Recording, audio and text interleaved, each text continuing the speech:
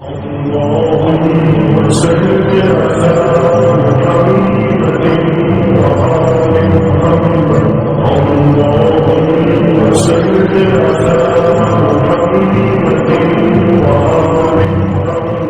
علیکم ورحمۃ اللہ وبرکاتہ۔ دوستو، آج کے اس ویڈیو کے اندر ہم وحی کے بارے میں جانیں گے، یہ وحی کیا ہوتی ہے، اسی طریقے سے یہ وحی کی شکلیں کیا ہے، کس طرح نبی علیہ السلام پر وحی نازل کی جاتی تھی، اور اسی طریقے سے دوسری وحی کے اندر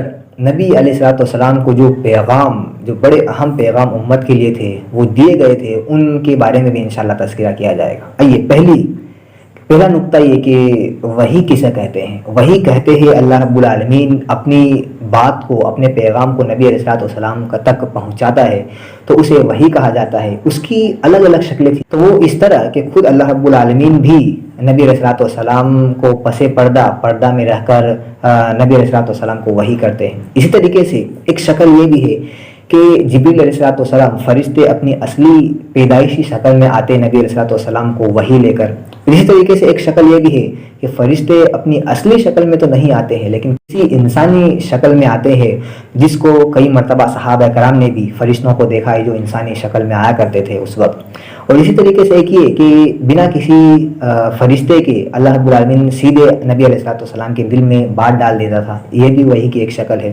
اور ایک وحی کی شکل یہ بھی ہے کہ سچا خواب دکھلایا جاتا تھا نبی علیہ السلام کو، یہ خواب بھی ایک وحی کی شکل میں سے ہے۔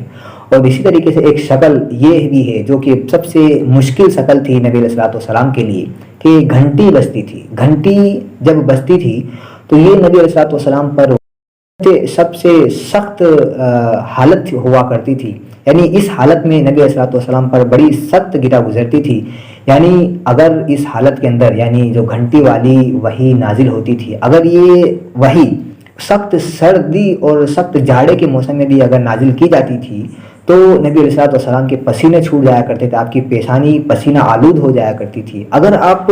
اس وحی کے دوران اگر کسی سواری پر سوار ہوتے تھے اور سواری پر سوار ہونے کے درمیان اگر یہ وحی نازل کی جاتی تھی تو سواری بھی بوجھل ہونے کی وجہ سے بیٹھ جایا کرتی تھی۔ اسی طریقے سے ایک خود واقعہ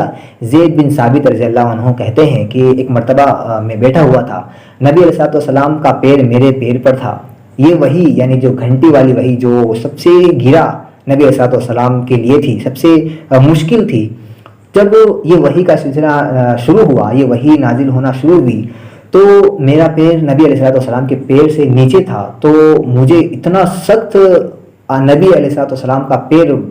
محسوس ہوا، اتنا بوجھل محسوس ہوا کہ مجھے یہ لگ رہا تھا کہ میرا پیر گویا کہ کچل دیا گیا ہے۔ تو یہ وحی کی سب سے سخت شکل ہوا کرتی تھی۔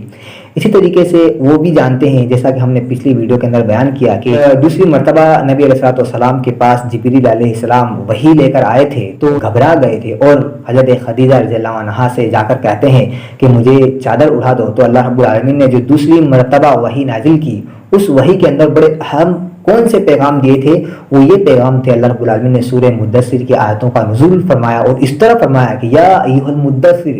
اے چادر اوڑھنے والے، یعنی اس وقت نبی علیہ السلام جا کر سو گئے تھے، چادر اڑھانے کا حضرت خدیجہ رضی اللہ عنہا کو کہہ رہے تھے، تو اللہ رب العالمین نے سیدھے الفاظ میں یہ کہا یا ایھا المدثر، اے چادر اوڑھنے والے اڑ جاؤ، اب تمہارا سونا کام نہیں ہے، قم فانذر، اڑ جاؤ، لوگوں کو ڈرائیے۔ اور یہ ڈرانا یعنی جو لوگ جس طرح برائیوں کے اندر مبتلا ہے، جس طرح برائی کر رہے ہیں،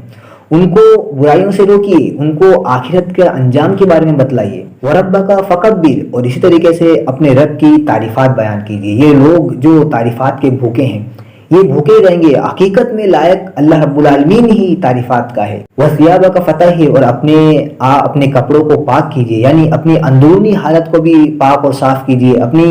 ظاہری حالت کو بھی پاک اور صاف کیجیے۔ معلوم ہوا ان احکام کے اندر اللہ رب العالمین نے بڑے نکات کا تذکرہ کیا، اور اسی کے ساتھ نبی علیہ السلام کو بڑے اہم